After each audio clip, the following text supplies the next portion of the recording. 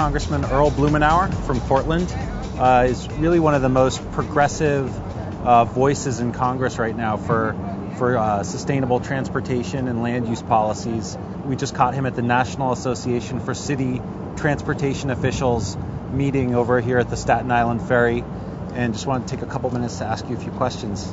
We've put together this thing called the Streetsblog network, and one of the things that it's made really clear is that there are literally thousands of livable streets activists across the country who want to get a better sense of how to get more involved in what's happening in Congress. You know, they'd like to see the federal government paying more attention and giving more funding to things like mass transit and bicycling and smart growth.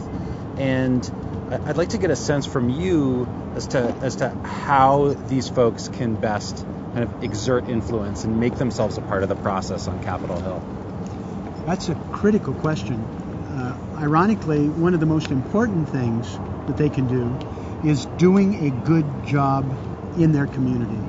What we're seeing now is that examples of people that have recaptured and reclaimed the streetscape, people that have put in bike and pedestrian access, a local streetcar project. These are things that have a galvanizing effect. It makes a difference in communities, but these are the examples that we can have drive the illustrations for policymakers in Congress and in the federal government. The second is to be assertive and engage people.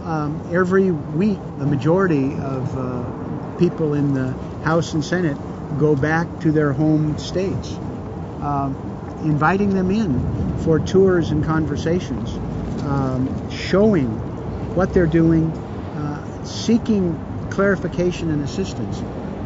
We're in a brave new world. Being able to engage people, illustrate it at the grassroots level makes all the difference in the world. Interesting. So, we just went through this, and we're still in the middle of this stimulus bill fight. I guess, could you talk a little bit about how that went from the perspective of sustainable transportation policy? Are you happy with how the results went? Or it seemed like you had to fight a lot just to get a little bit of mass transit money and bicycle money in there.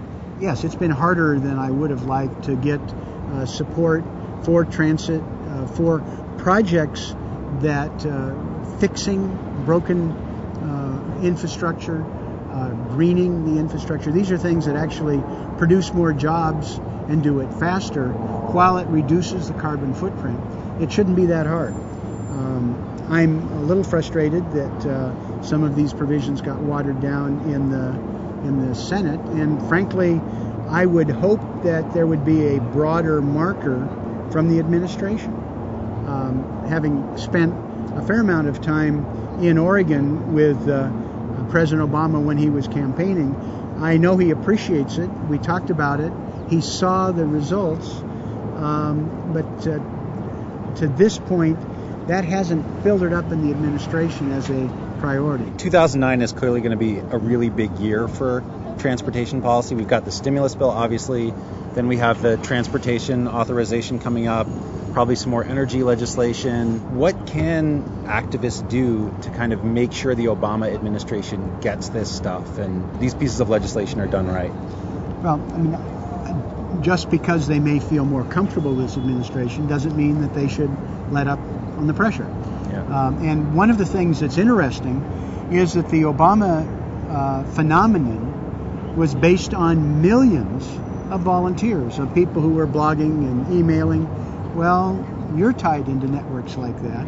So reaching out to the Obama nation, all these people who were part of the Obama networks, to bring them in, to communicate with them, with people's email chains, with their blogs, with their Twitter, whatever, whatever. Make the 13 million Obama volunteers part of the army for livability. Right. Let's talk for a second about your colleagues on the other side of the aisle.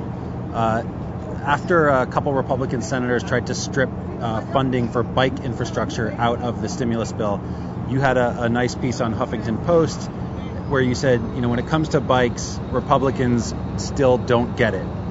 What's going on there? Why don't they like bicycles? Why is it driving crazy? There are a number of Republicans that are members of our bike caucus, but unfortunately, some of the leaders This has happened with the Republican leader John Boehner repeatedly, with the Republican whip. There were 4 or 5 key leaders last session that somehow seized on cycling instead of a symbol for livable communities. It was a symbol of green wonkishness that wasn't worthy of support. I think that's foolish. There was actually one Republican National Campaign Committee that was used to attack a woman who was running against an entrenched incumbent. They attacked her for promoting cycling as part of a comprehensive energy policy. He lost, she won. Right.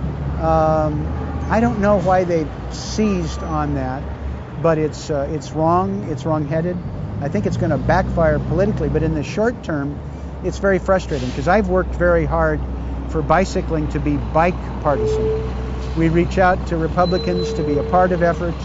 I know when I work around the country that biking isn't partisan. Republicans, independents, Democrats, people who aren't political at all, love bikes. I hope we can convince them to stop taking those cheap shots because it hurts the Republican Party and it undermines our efforts. Right. Where can you get a pin? Where can you get a bike pin? Well, is this the official bike caucus pin, or is it a... Oh, yeah. And that's really why we wanted to interview you, frankly. It's just for a pin. Well, you got it. Now we're talking. You betcha. Street films finally paying off here.